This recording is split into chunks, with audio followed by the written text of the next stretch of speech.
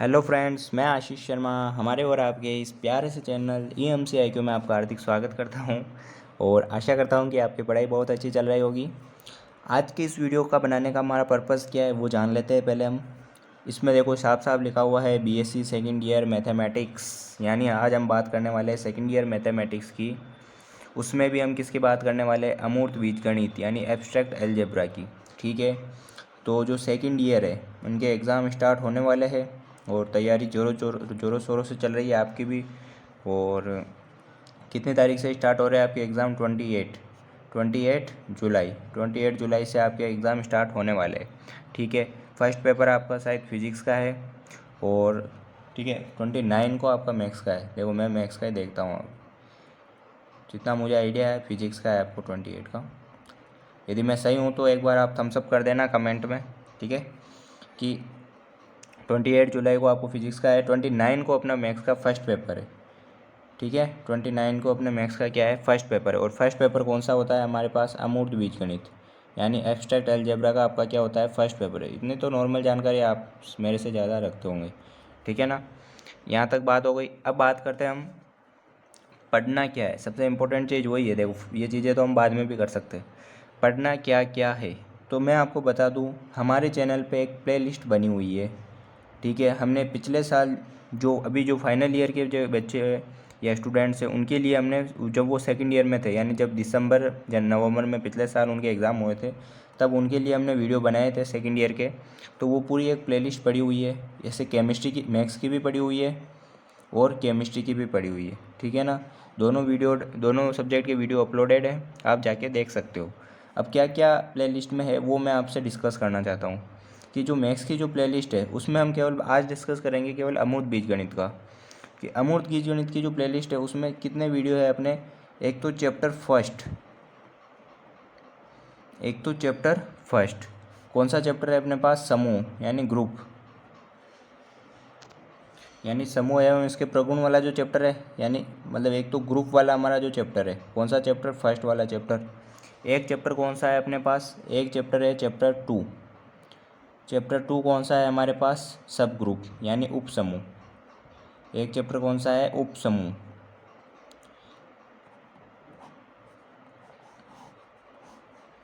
ठीक है ना, तो इन दोनों चैप्टर के लगभग सारे एग्जाम्पल्स मैंने उस वीडियो में करवा रखे। ठीक है, इनसे रिलेटेड डेफिनेशंस भी करवा रखी है, इनसे रिलेटेड थ्योरम्स भी मैंने करवा रखी है और इनसे रिलेटेड सारे एग्जाम्पल भी, उन जो भी एक चैप्टर के साथ 3 से 4 वीडियो है उनमें सारे मैंने करवा रखे। मतलब ये दोनों चैप्टर मेरी तरफ से उसमें वीडियोज़ में कंप्लीट है। फिर भी कोई क्वेश्चन छूट रहा है या तो आप कमेंट करके बता सकते हो। ठीक है, तो ये तो हमारा क्या हुआ कि चैप्टर नंबर फर्स्ट और चैप्टर नंबर 2 हमारा क्या है? कंप्लीट है। लेकिन उससे पहले थोड़ा हम ये भी बात कर लेते हैं कि हमको जो इस बार का जो पैटर्न है उसके अकॉर्डिंग क्या क्या पढ़ना होगा।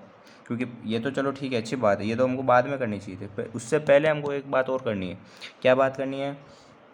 कि हमारा जो पैटर्न है, पैटर्न क्या है आपका?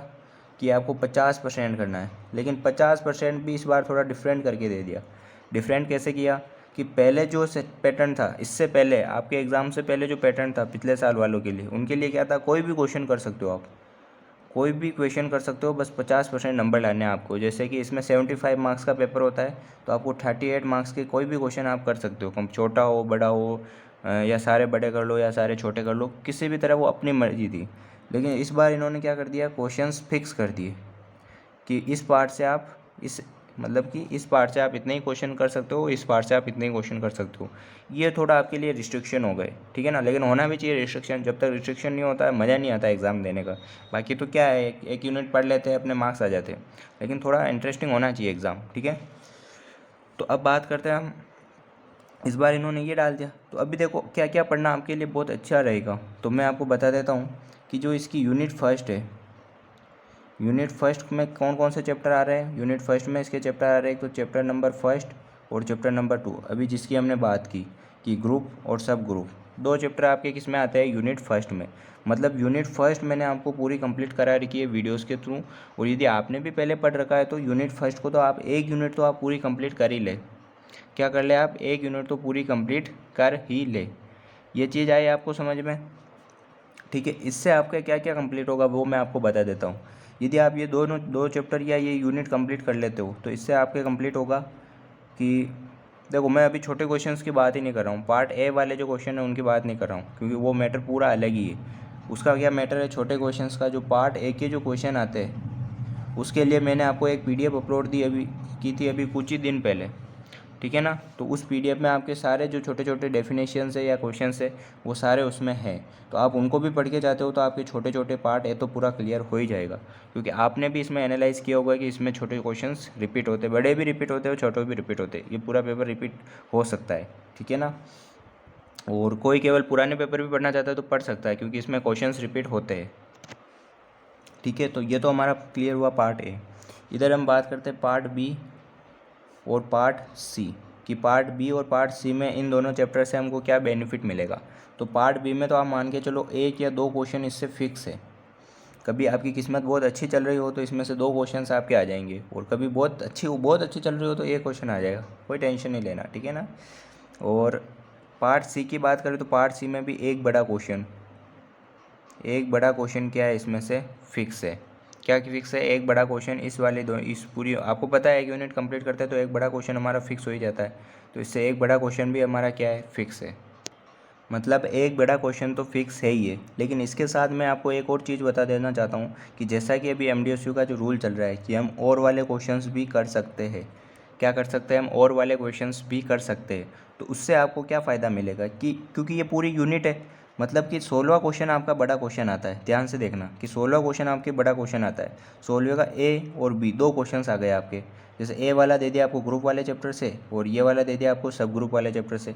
वापस आपके और जो मतलब अथ वाला जो क्वेश्चन आएगा वो भी आपके जैसे उसमें भी 2 क्वेश्चन दे दिए आपको, ए और बी, लेकिन वो भी कहाँ से आएंगे? ग्रुप और सब ग्रुप से आएंगे ना, क्योंकि पूरी एक यूनिट है। 16 क्वेश्चन पूरा फर्स्ट यूनिट से आता है, तो चैप्टर तो 2 ही है फर्स्ट यूनिट में। यदि हम दोनों को कंप्लीट कर लेते हैं तो आपके जो चारों क्वेश्चन आएंगे या दोनों क्वेश्चन आएंगे 16 के अथवा वाले दोनों को मिला के, तो वो आपके कहाँ से आएंगे? चैप्टर, इन दोनों चैप्टर से आएंगे। मतलब ये चैप्टर यदि जो दोनों अथवा वाला भी आपका ऐसा क्वेश्चन आ गया जो आप पढ़ के गए हो, तो सबसे अच्छी बात क्या हो जाएगा, ये आपका एक क्वेश्चन कंप्लीट, ये आपका दूसरा क्वेश्चन कंप्लीट। मतलब एक ही क्वेश्चन में आपके 2 क्वेश्चन कंप्लीट हो जाएंगे बड़े। तो मतलब 2 चैप्टर पढ़ने से ही आपका क्या हो रहा है, पूरे 2 बड़े क्वेश्चन कंप्लीट हो रहा है, और छोटा पार्ट वैसे ही कंप्लीट हो रहा है। और पार्ट बी है जिसमें से आप 1-2 क्वेश्चन पहले कर ही रहे हो, और इससे रिलेटेड हम कुछ इंपॉर्टेंट क्वेश्चन भी देख ही लेंगे। तो ये तो कब है? जब बहुत मतलब कि बहुत आता भी ऐसा पेपर, ऐसा नहीं कि नहीं आया। जब आप 2019 का पेपर उठा के देखो तो पूरा ऐसा तो 21 वाले में भी आया हुआ है, लेकिन वो थोड़ा एग्ज़ाम मतलब जो थ्योरम बहुत डिफ़िकल्ट वाली आई हुई है तो उसको कोई पढ़ के नहीं जाता इसलिए। बाकी ऐसा क्वेश्चन आ जाए जो आप सब पढ़ के जाते हो, ठीक है ना, तो कोई दिक्कत ही नहीं है। तो वो डिपेंड करता है पेपर पे, ठीक है ना। लेकिन पूरे चांसेस है 95% चांसेस है कि ये दोनों क्वेश्चंस आपको करने हैं। दोनों चैप्टर यदि आपने पढ़ लिया है तो आपको दोनों क्वेश्चंस इसी क्वेश्चंस में से करने हैं।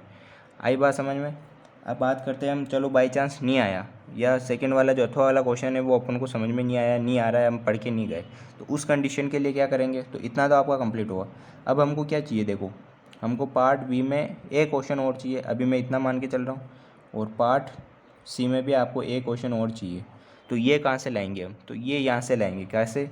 कि इसका चैप्टर नंबर 4, नाम तो सुना ही होगा, क्रमचय ग्रुप। अरे मेरा नहीं रे, मेरा तो आप ऐसे सुनोगे, डेली वीडियो देखोगे, ठीक है। कि चैप्टर 4 क्या है अपने पास? क्रमचय ग्रुप, ठीक है, क्रमचय ग्रुप है। तो क्रमचय ग्रुप वाला चैप्टर है, बहुत इजी चैप्टर है। आपने भी देखा होगा परम्यूटेशन ग्रुप वाला जो चैप्टर है, बहुत इजी चैप्टर है, बहुत इजी चैप्टर है। और इसमें करना क्या है, और इससे रिलेटेड वीडियो की यदि बात करें तो इससे रिलेटेड वीडियो मैंने एक बना रखी है। एक ही वीडियो बना रखी है मैंने, क्योंकि पिछले साल इसकी इतनी ज़्यादा इम्पोर्टेंस नहीं थी, लेकिन मैंने एक वीडियो बनाया। इसकी इम्पोर्टेंस नहीं थी फिर भी मैंने इसको किस में लिया? इम्पोर्टेंट वीडियो में, ठीक है ना। ये देखो आप,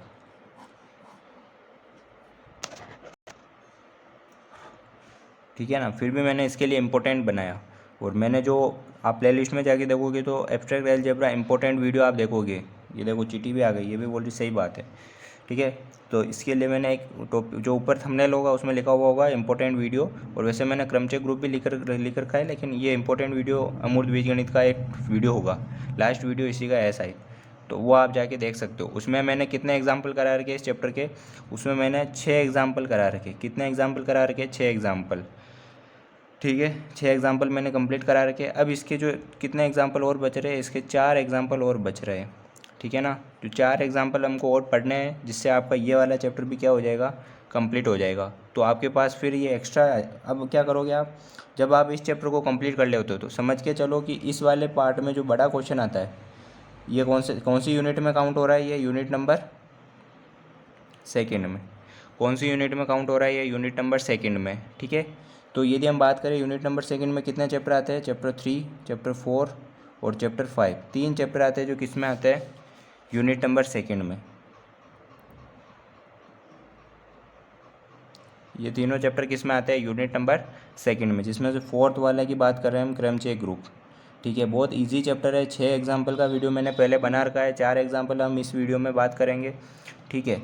तो आप यदि बहुत बार क्या हुआ, आप जब पिछले पेपर उठा के देखोगे तो पूरा का पूरा जो यूनिट नंबर का सेकंड का क्वेश्चन आता है वो कौन सा क्वेश्चन होता है, 17वां बड़ा क्वेश्चन होता है हमारा।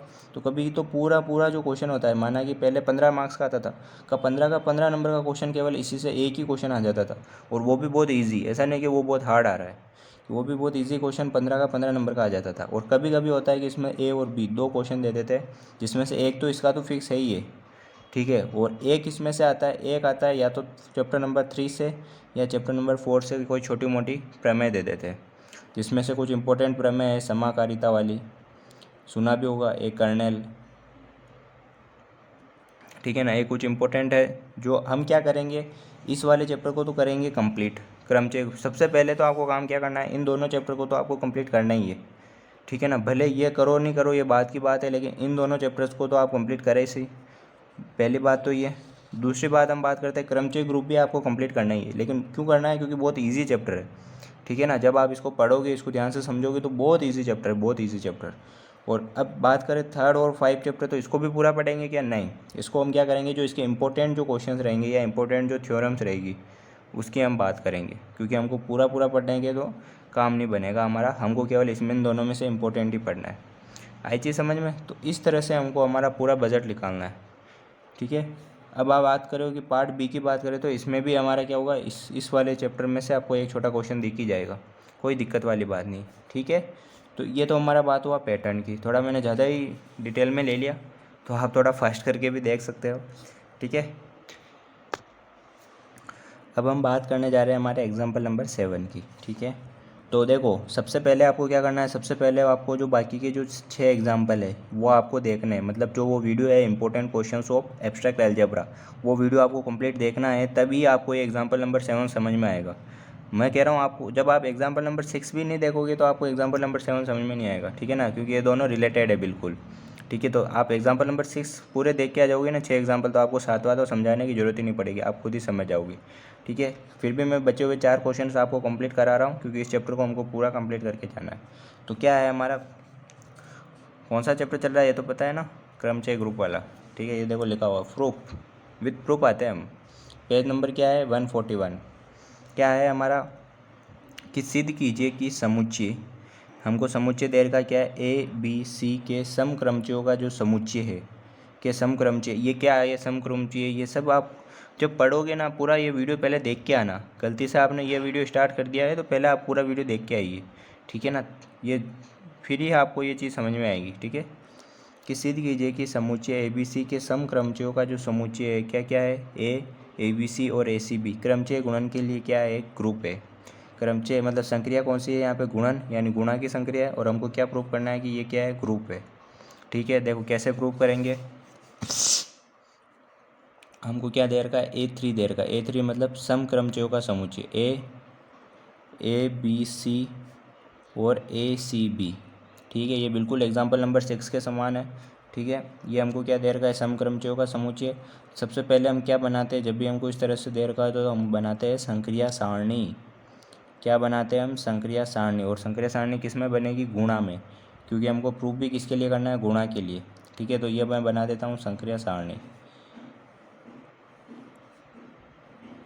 ये संक्रिया सारणी कितने बॉक्स चाहिए हमको, 4 बॉक्स चाहिए। 4 क्यों चाहिए, आप बोलोगे अवयव तो 3 ही है, अभी पता चल जाएगा। क्योंकि किसके लिए बना रहे हैं, सबसे पहली बात गुणा संक्रिया के लिए, तो यहाँ पे गुणा आ जाएगा। अवयव क्या है अपने पास, या क्रमचय क्या है, ए बी सी और ए सी बी, ठीक है। यहाँ पे भी क्या आ जाएगा, ए बी सी और ए सी बी, ठीक है, अब क्या कराएंगे, हम मल्टीप्लाई कराएंगे। तो ठीक है ना, तो यदि आपने पिछला वाला वीडियो देख रखा है इसका फर्स्ट वाला पार्ट, तो आपको ये तो बहुत आसानी से समझ में आ जाएगा। फिर भी मैं आपको एक दो एग्जांपल समझा देता हूँ, ठीक है ना, कि ए का मल्टीप्लाई ए से। इस ए का मतलब क्या है, एक बार समझा देता हूँ मैं। इस ए का मतलब है कि ए का ए से रिलेशन, बी का बी से रिलेशन, सी का सी से रिलेशन। इसका मतलब ये, इस ए का मतलब क्या है, ब्रैकेट ए का मतलब ये है कि ए का ए से रिलेशन है, बी का बी से रिलेशन है और सी का सी से रिलेशन है। ये चीज़ इसमें बता रखी है, ठीक है।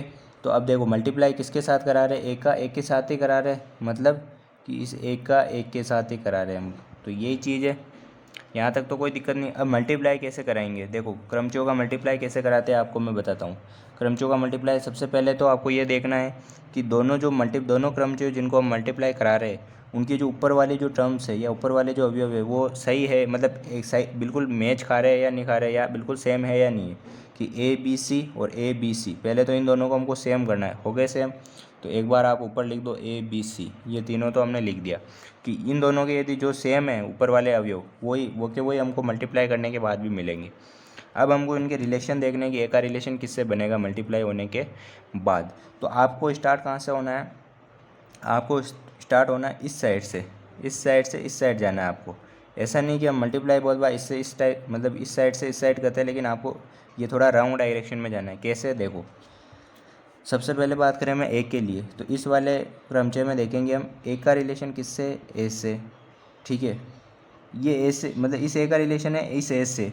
फिर इस ये जो ए मतलब रिलेशन किससे बन रहा है, ए से। तो इधर देखो कि ए का रिलेशन किससे, ए से ही है, मतलब लास्ट में ए का जाके किससे हो जाएगा, ए से। बी का रिलेशन बी से, और इस बी का रिलेशन वापस किससे, बी से। सी का रिलेशन किससे, सी से, और सी का रिलेशन इसमें कहाँ पे है, सी से। तो वापस हमको क्या मिल गया, यही मिल गया कि ए का ए से, बी का बी से और सी का सी से। मतलब इसको मैं क्या लिख सकता हूँ, ए, यानी इसका आंसर क्या आ जाएगा, ए। तो ये दोनों तो सेम थे, तो आपको इतना मतलब फीलिंग नहीं आई होगी। अब मैं आपको फीलिंग देता हूँ। फीलिंग मैं आपको देता हूँ कि ए बी सी का करा रहे हैं हम ए बी सी से, कि ए बी सी का हम किससे करा रहे हैं, ए बी सी से, ठीक है, कि ए बी सी का रिलेशन ए बी सी से है। अब देखो इसका मतलब क्या है, मैं इस ए बी सी की बात करूँ तो इसका क्रमचय कैसे बनेगा, देखो ध्यान से देखना कि ए का रिलेशन किससे आ रहा है, बी से। कैसे देखना है वो मैं आपको बता रहा हूँ, केवल मैं इसका क्रमचय को ओपन कर रहा हूँ ना, कि ए का रिलेशन बी से, कि किससे, ए का रिलेशन बी से, फिर है बी का रिलेशन सी से, फिर है बी का रिलेशन सी से, फिर सी का रिलेशन वापस कहाँ चले जाएंगे, स्टार्टिंग में सी का रिलेशन किससे, ए से।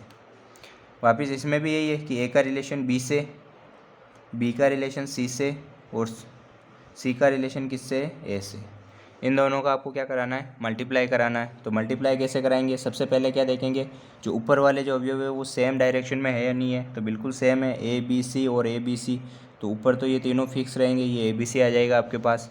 अब देखो स्टार्ट कहाँ से करेंगे, मतलब इस वाली डायरेक्शन से हम स्टार्ट करेंगे कि ए का रिलेशन, सबसे पहले ए के लिए बात करेंगे कि इसमें ए का रिलेशन बी से, फिर इसमें बी का रिलेशन किससे, सी से, मतलब ए का किससे हो जाएगा, सी से।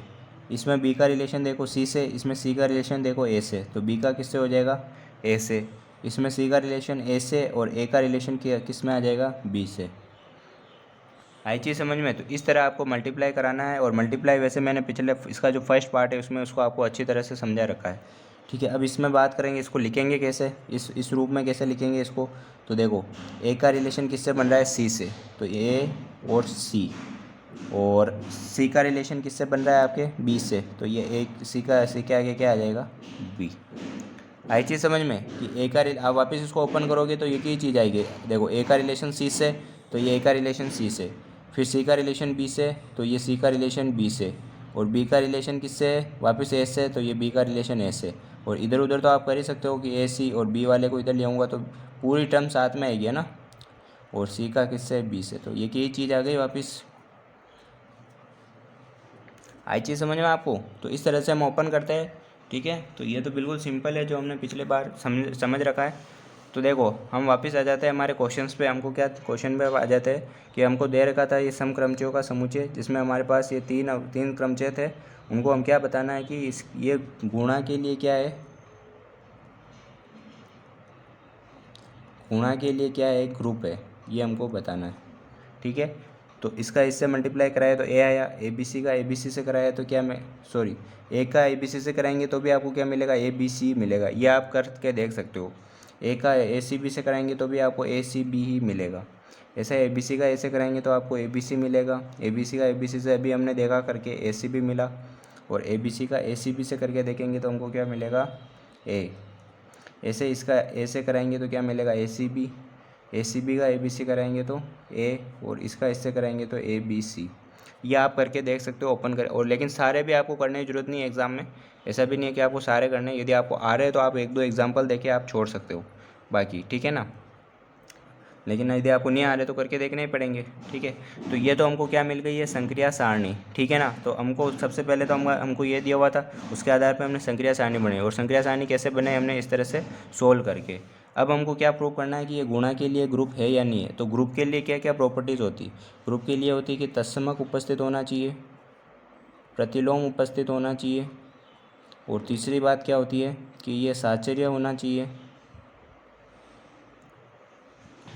ठीक है ना, उससे भी पहले बात होनी चाहिए कि संवृत होना चाहिए। संवृत कैसे करेंगे इसको, कि देखो संवृत ऐसे करेंगे, ये जो इसकी थ्योरी है, इन चारों पॉइंट्स की थ्योरी आपको पीडीएफ में मिल जाएगी। मैं अभी आपको केवल रफली समझा रहा हूँ। ठीक है, कि संवृत सबसे पहले तो हमको संवृत प्रूव करना है कि ये द्विआधारी संक्रिया का पालन करता है। ठीक है, वो कैसे प्रूव करेंगे, देखो सबसे पहले हमारे पास 3 क्रमचय थे, ए बी सी और ए सी बी। संक्रिया सारणी के बनाने के बाद भी जो हमको अवयव मिले वो भी सारे किससे संबंधित है, इस समुच्चय से संबंधित है या इस क्रमचय से संबंधित है। मतलब जो सारे अवयव मिले संक्रिया सारणी के, जो सारे अवयव किससे संबंधित है, A3 से संबंधित है। किससे संबंधित है, A3 से। तो ये मतलब क्या हुआ, ये द्विआधारी संक्रिया के लिए क्या हुआ, या ये एक संवृत क्रमचय गुणन के लिए क्या है, ये संवृत है। ये लाइन आपको लिखनी है। ठीक है, दूसरी बात करते हैं इसके तत्समक की। देखो तत्समक कैसे निकालते हैं। तत्समक का मतलब होता है कि एक ही संक्रिया ई के साथ करने पर हमको वापस क्या मिल जाता है, ए ही मिल जाता है। कि एक ही संक्रिया ई के साथ करने पर ए ही मिल जाता है। संक्रिया यहाँ पे क्या है, गुणा, मतलब ए का गुणा ई के साथ करने पर हमको वापस ए ही मिले। मतलब ये तो क्या है, हमारा अवयव हो गया। मतलब अवयव का गुणा ऐसी संख्या से करने पर जिससे वापस अवयव ही प्राप्त हो जाता है, तो उस अवयव का ये क्या कहलाता है, ई तत्समक कहलाता है। देखो ए का गुणा ए से कर रहे हैं तो वापस ए ही मिल रहा है। ए बी सी का ए से गुणा कर रहे हैं तब हमको वापस ए बी सी मिल रहा है। ए सी बी का ए से गुणा कर रहे हैं तब हमको ए सी बी मिल रहा है। मतलब तीनों अवयव है, ये तीनों अवयव है हमारे पास। इन तीनों का तत्समक अवयव क्या है, मतलब ई की वैल्यू क्या है हमारे पास, ए। कि मतलब तीनों का मल्टीप्लाई जब ए से करा रहे हैं तो वापस हमको वही संख्या प्राप्त हो रही है, वही अवयव हमको मिल रहा है। इसका मतलब तत्समक अवयव क्या है हमारे पास, ए है। इसकी सारी थ्योरी आपको पीडीएफ में मिल जाएगी, कोई दिक्कत वाली बात नहीं है। ये चीज़ समझ में आ गई। अब बात करते हैं हम प्रतिलोम की। प्रतिलोम कैसे निकालते हैं, कि एक ही संक्रिया ए इन्वर्स के साथ लगाने पर हमको क्या मिलना चाहिए, ई मिलना चाहिए। मतलब कि उस अवयव का ऐसे अवयव से मल्टीप्लाई करो, क्योंकि संक्रिया अभी यहाँ पे गुणा की है, कि उस अवयव का ऐसे अवयव के साथ गुणा कराओ कि हमको वापस क्या मिल जाए, तत्समक अवयव मिल जाए। और तत्समक अवयव हमारा क्या है, अभी ए है। तो आप देखो कि इन अवयवों का कौन से अवयव से मल्टीप्लाई करा रहे हैं कि हमको वापस क्या मिल रहा है, ए मिल रहा है। तो देखो ए का तो ए के साथ ही करा रहे हैं तो ए मिल रहा है। ए बी सी का किसके साथ करा रहे हैं, ए सी बी के साथ, तो हमको ए मिल रहा है। ए सी बी का हम ए बी सी के साथ करा रहे हैं तो हमको ए मिल रहा है। मतलब क्या हुआ, इसका मतलब ये हुआ कि ए का जो तत्समक अवयव है वो ए ही है, सॉरी प्रतिलोम। ए बी सी का क्या है, ए सी बी है, और ए सी बी का क्या है, ए बी सी है। तो इस तरह से मतलब इनके प्रतिलोम भी यहाँ पे क्या उपस्थित है। और साहचर्यता की बात करें तो जो क्रमचय गुणन के लिए जो ये होता है हमारे पास, मतलब कि जो क्रमचय होता है वो क्या होता है, साहचर्यता की क्या करता है, पालना करता है। तो ये तो हमको डायरेक्ट लाइन लिखनी है, ठीक है ना। तो इस तरह से हमको निकालना है। तो बहुत ईजी क्वेश्चन है लेकिन बहुत लॉन्ग चला गया है, ठीक है ना। तो अब हम बात करते हैं नेक्स्ट एग्जाम्पल की। हमारा जो एग्जाम्पल नंबर 10 है वो हम सबसे पहले देखेंगे। क्यों, क्योंकि ये इंपॉर्टेंट एग्जाम्पल है, ठीक है। और एग्जाम्पल नंबर 8 और 9 में थ्योरी है, ठीक है ना। तो सबसे पहले हम किसकी बात करेंगे, एग्जाम्पल नंबर 10 की। एग्जाम्पल नंबर 10 हमारा क्या है कि विभाग ग्रुप G/H। विभाग ग्रुप आपने पहले पढ़ा ही है, चैप्टर नंबर 2 में पढ़ा होगा, उपसमुच्चय वाले चैप्टर में, कि विभाग ग्रुप G/H ज्ञात कीजिए एवं इसकी संक्रिया सारणी भी तैयार कीजिए। हमको क्या करना है, विभाग ग्रुप G/H ज्ञात करना है और उसकी संक्रिया सारणी भी हमको तैयार करनी है, ठीक है। और हमको दे क्या रखा है, G बराबर S3 दे रखा है और H बराबर A3 दे रखा है, ठीक है। बहुत इजी क्वेश्चन है और बहुत इंपॉर्टेंट क्वेश्चन है, हर बार लगभग आता ही है ये, ठीक है, सबसे पहले तो हम बात कर रहे हैं, हमको देर क्या लगा रखा है कि G बराबर S3 दे रखा है और H बराबर हमको क्या दे रखा है, A3 दे रखा है। ठीक है, ये इसका मतलब क्या है, A3 का मतलब अभी हमने देखा, A3 का मतलब है समक्रमचयों का समूह। किसका है ये, समक्रमचयों का। जो A3 है वो क्या है हमारे पास, समक्रमचयों का समुच्चय। क्या है, समक्रमचयों का समुच्चय। इस A3 का मतलब यही होता है। ठीक है, 3 का मतलब क्या है कि इसमें कितने क्रमचय है, 3 क्रमचय है। तो मैंने मान लिया कि माना कि A बराबर एक समुच्चय है जिसमें कितने अवयव है, 3 अवयव है, कि 1 2 3, कि माना कि A बराबर 1 2 3 क्या है अपने पास एक समुच्चय है, तो इसके क्रमचय कितने बनेंगे। ठीक है ना, तो क्रमचय मतलब जितने अवयव होते हैं समुच्चय में उसके क्रमचय बनाने हो तो कितने बनेंगे हमेशा, जितने अवयव है उसके आगे क्या लगा दो, फैक्टोरियल। तो 3 का फैक्टोरियल कितने होंगे अपने पास, 6। मतलब कि माना कि A बराबर एक समुच्चय है जिसमें कितने अवयव है, 3 अवयव है, 1 2 3, तो उसके क्रमचय कितने बनेंगे, 3 फैक्टोरियल, कितने बनेंगे, 6। ठीक है, तो अब बात करते हैं S3 तो मतलब जो 6 के 6 ही है ना टोटल, उनकी हम बात करेंगे। क्या बात करेंगे, हमने कोई भी एक समुच्चय मान लिया 1 2 3 जिसके अवयव है, तो उसके टोटल क्रमचय बन रहे हैं 6। ठीक है, उन टोटल क्रमचय को हम किससे डिनोट करेंगे, S3 से। कौन कौन से होंगे टोटल, तो अभी तो मैंने मान लिया F1 F2 F3 F4 F5 और F6, ये 6 मैंने मान लिया। अब देखते हैं वो कौन कौन से है, देखो कैसे निकालते हैं क्रमचय। अपने पास अवयव कौन कौन से थे, 1 2 3 थे ना, तो सबसे पहले तो क्रमचय निकालने का क्या तरीका, देखो 6 कैसे आए, कि 1 2 3 का रिलेशन 1 2 3 से ही, तो ये अपना एक क्रमचय हो गया। ऐसे ही बात करें कि 1 2 3 का रिलेशन, कि 1 का 2 से, 2 का 3 से, 3 का 1 से, ये दूसरा क्रमचय हो गया। और हम कैसे कर सकते हैं, 1 का रिलेशन 1 से ही और 2 का रिलेशन 3 से, 3 का रिलेशन 1 से, सॉरी 2 से, इस तरह भी हो सकता है। एक क्रमचय क्या बन सकता है कि 1 का रिलेशन 2 से, 2 का रिलेशन 1 से और 3 का 3 से ही। आई चीज़ समझ में। और एक क्रमचय और क्या बन सकता है कि 1 का रिलेशन 3 से और 2 का रिलेशन 2 से और 3 का रिलेशन 1 से। ठीक है, और क्या क्रमचय बन सकता है अपने पास, एक बार दिमाग लगाओ आप, क्या बन सकता है। देखो हमने सेम सेम वाले भी कर लिए, और एक एक बार मैंने इसको भी सेम रख लिया, एक बार मैंने इसको सेम रख लिया 2 को, एक बार हमने 3 को भी सेम रख लिया, और एक बार हमने इस तरह इस डायरेक्शन से भी जाके देख लिया। तो इसके अलावा कौन सा हो सकता है हमारे पास, कि सोचो देखें। देखो अब लास्ट वाला हमारा क्या बन सकता है, लास्ट वाला हमारा बनेगा कि 1 का रिलेशन तो किससे दिखा रहे हैं हम, 2 से, सॉरी 3 से, 2 का रिलेशन किससे दिखा रहे हैं, 1 से, और 3 का रिलेशन किससे दिखा रहे हैं, 2 से। ठीक है ना, तो ये हमारा लास्ट वाला क्रम, इससे ज़्यादा आप नहीं बना सकते हो, आप करके देख लो। ठीक है ना, क्योंकि हमने सारे प्रकार के जितने भी बन सकते हैं हमने बना लिए। और कितने हुए टोटल, 1 2 3 4 5 6, बन गए 6 क्रमचय, और ये तो हमने यहाँ पे प्रूव किया था। तो ये तो अभी हमारे पास क्या है, S3 आ गया। लेकिन हमको जो निकालना है विभाग समूह, किसका निकालना है, A3 का।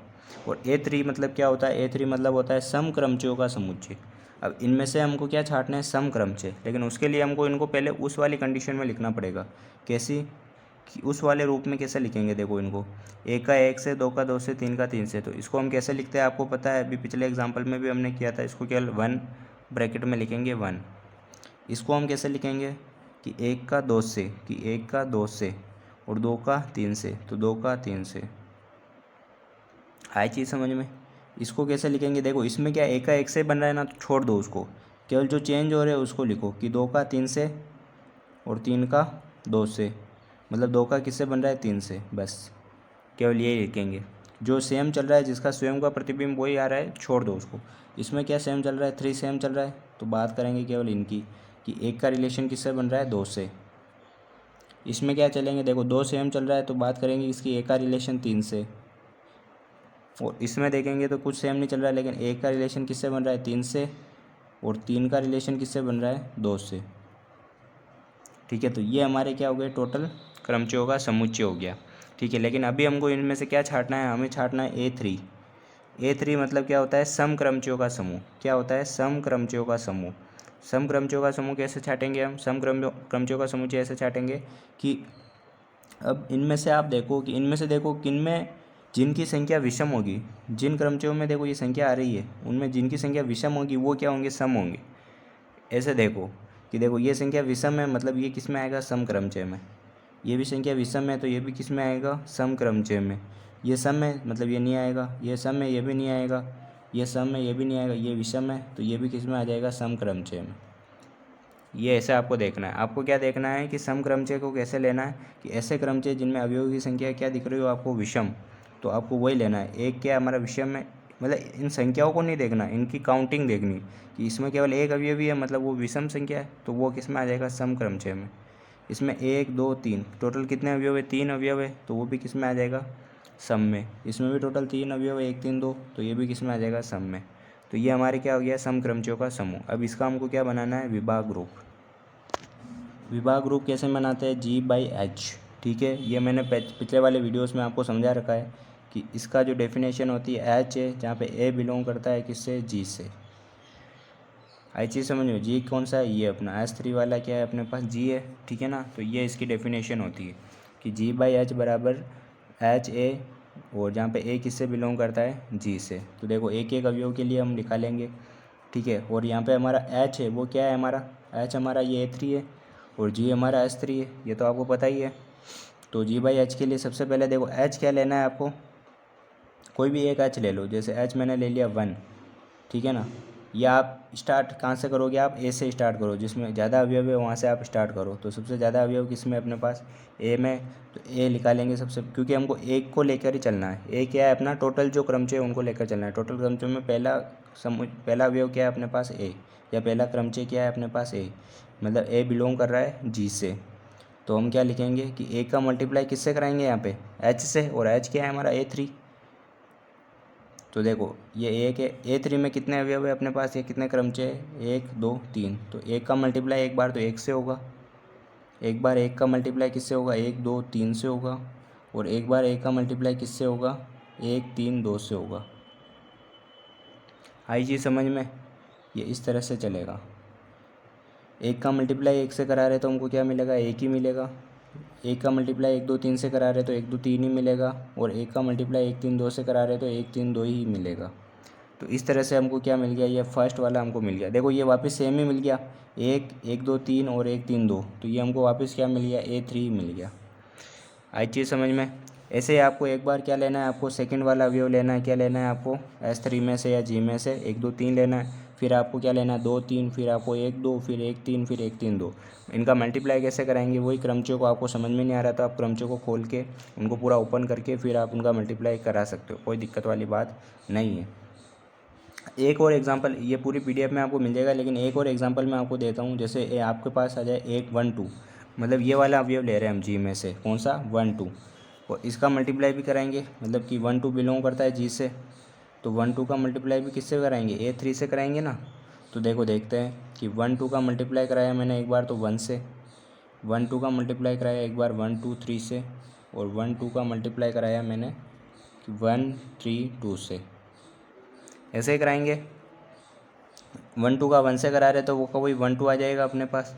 अब देखो 1 2 का 1 2 3 से करा रहे, तो एक बार मैं आपको वापस समझा देता हूँ ये सॉरी। 1 2 का मतलब क्या है कि 1 का रिलेशन 2 से, 2 का रिलेशन 1 से, और 3 का रिलेशन 3 से ही है। और 1 2 3 का मतलब क्या है कि 1 का रिलेशन 2 से, 2 का रिलेशन 3 से, और 3 का रिलेशन 1 से। इन दोनों का मल्टीप्लाई कराएंगे तो क्या आएगा, 1 2 3 तो लिख देंगे ऊपर। अब देखो कैसे चलेंगे, रॉन्ग डायरेक्शन से, कि 1 का 2 से, 2 का 1 से, 2 का 3 से, 3 का, मतलब 2 का किससे चल रहा है, 3 से, 3 का 3 से, और 3 का किससे चल रहा है, 1 से, 1 का किससे चल रहा है, 2 से। मतलब हमको क्या मिला, देखो कि 1 तो एज इट इज़ है, इसको छोड़ दो, बचा क्या अपने पास, 2 का रिलेशन 3 से, मतलब इन दोनों का मल्टीप्लाई किया तो हमको क्या मिला, 2 3। आई चीज़ समझ में। वैसे आप इन दोनों का कराओगे तो आपको क्या मिलेगा, करा के देख लेते, सोचना क्या है इसमें, कि 1 2 2 1 3 3, 1 2 तो एज इट इज़ रहेगा हमारा। इधर क्या चल रहा है, 1 3 2, यानी 1 का 3 से, 3 का 2 से, और 2 का 1 से। ये कैसे आया, ये तो समझ ही गए ना आप कि 1 का 3 से, तो 1 3 2, मतलब 1 का 3 से, 3 का 2 से, 2 का 1 से। लेकिन आपको लिखना इसी क्रम में है, ठीक है, इससे आपके मल्टीप्लाई कराने में आसानी होगी। तो मल्टीप्लाई कराएंगे तो ऊपर तो क्या आ जाएगा, 1 2 3। अभी देखो नीचे क्या आ जाएगा, 1 का देखेंगे सबसे पहले, तो 1 का रिलेशन 3 से, 3 का 3 से, 2 का 1 से, 1 का 2 से, 3 का 2 से, 2 का 1 से। इसको हम क्या लिखेंगे, देखो 1 का रिलेशन किससे बन रहा है 3 से, और 3 का रिलेशन बन रहा है 1 से। 2 एज इट इज़ है तो इसको छोड़ दो, तो मतलब क्या है अपने पास 1 3। तो ये मल्टीप्लाई कराने पर क्या आ जाएगा आपके पास 1 3। आई चीज़ समझ में। अब देखो ये A3 के सेम तो नहीं आ रहा है, जब आप A3 को देखोगे तो ये इसके सेम तो नहीं आ रहा है, तो हम इसको क्या लिखेंगे, इसको हम लिखेंगे कि A3, इसको हम डायरेक्ट जो हमने मल्टीप्लाई कराया ना वो की वही चीज़ वापस लिख देंगे A3 12। आई चीज़ समझ में। मतलब इसका जो विभाग समूह बन जाएगा, एक तो विभाग समूह बनेगा वो क्या बनेगा आपके लास्ट में मल्टीप्लाई होने के बाद वापस आपको A3 मिल जाएगा, और एक आपको क्या मिलेगा A3 12। अब जो इसके अलावा 3, मतलब टोटल क्रमचय कितने हैं आपके 6 ना, 6 में आप 6 में से आपको 3 में तो मिलेंगे वापस A3 मल्टीप्लाई कराने के बाद, और 3 में आपको क्या मिलेंगे A3 12। ऐसा क्यों, क्योंकि देखो 12 तो मतलब 1 और 2 मल्टीप्लाई तो इस वाले में ही करा रहे, लेकिन आप जब इसके बाकी की जो मल्टीप्लाई कराओगे, जैसे आप मल्टीप्लाई कराओगे कि ये 1 3 का 1 और ये 2 3 का, इनका भी आप मल्टीप्लाई कराओगे तो भी आपको जो सारे अवयव मिलेंगे सारे कैसे मिलेंगे, आपको यही मिलेंगे जो आपको 1 2 का कराने पर मिल रहा है। ठीक है ना। तो तीनों को आप सेम में लिखोगे, भले आप उनको A3 12 लिखो या A3 आप 2 3 लिखो, या आप उनको A3 1 3 लिखो, लेकिन तीनों को आपको क्या लिखना है, सेम ही लिखना है। ठीक है ना। तो हमको जो विभाग समूह मिलेंगे वो कितने मिलेंगे टोटल। ठीक है ना। तो विभाग समूह हमको मिलेंगे कि G/H इक्वल टू A3, और ये क्या है अपने पास A3 12। दो मिल गए हमको, क्या मिल गए हमको, दो क्रमचय मिल गए या दो विभाग समूह मिल गए हमको, एक तो A3 मिल गया, एक A3 12 मिल गया। इनकी हमको संक्रिया सारणी भी बनानी है, तो संक्रिया सारणी तो बना सकते हो आप। किसकी बना रही, गुणा की बनानी है, तो ये A3 आ गया, ये A3 12 आ गया, ये अपने पास A3 आ गया, ये भी क्या आ गया A3 12। A3 का A3 से कराएंगे A3 आएगा, A3 का A3 12 से कराएंगे तो A3 12 भी आएगा। A3 12 का A3 से 12 नहीं है ना, 1 और 2 है, अभी मैं थोड़ा सिस्टमेटिक बोल नहीं पा रहा हूँ। A3 का 12 से कराएंगे तो क्या आएगा A3 1 2 आएगा, A3 1 2 का A3 1 2 से कराएंगे तो क्या आएगा A3। तो ये हमको क्या मिल गई है, संक्रिया सारणी। ठीक है। हमने इसमें दो एग्जाम्पल ही करे, एग्जाम्पल नंबर 7 और एग्जाम्पल नंबर 10। ठीक है। बाकी के दो एग्जाम्पल हमारे बाकी है, उनको हम नेक्स्ट वीडियो में करेंगे। इसमें थोड़ी तबीयत ख़राब होने जा रही है। ठीक है। तो आप अपनी पढ़ाई कंटिन्यू रखें, और वो दो चैप्टर को, जो फर्स्ट और सेकंड चैप्टर है उनको अच्छे से कंप्लीट कर ले, और ये भी लगभग हो ही गया। जो बाकी के दो एग्जाम्पल है उनमें से एक ही इंपॉर्टेंट है ज़्यादा। ठीक है। बाकी ये भी अपना चैप्टर कंप्लीट हो गया है, तो आप अपनी स्टडी इस वाली जो बुक है या इस वाला पेपर को आप अच्छी तरह से कंप्लीट करें। ठीक है। Okay, thank you.